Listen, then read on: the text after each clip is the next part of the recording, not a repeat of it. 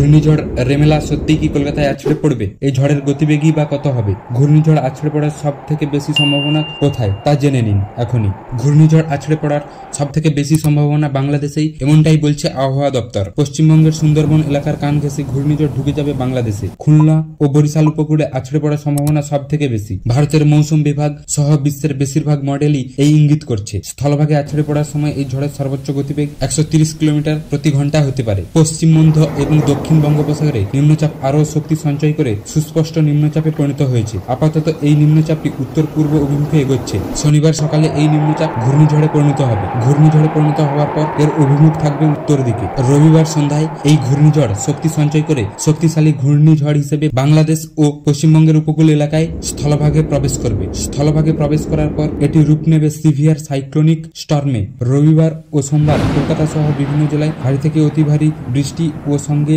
জলোচ্ছ্বাসের সতর্কতা রয়েছে। মৎস্যজীবীদের জন্য সোমবার পর্যন্ত সতর্ক বার্তা জারি করেছে আবহাওয়া দপ্তর।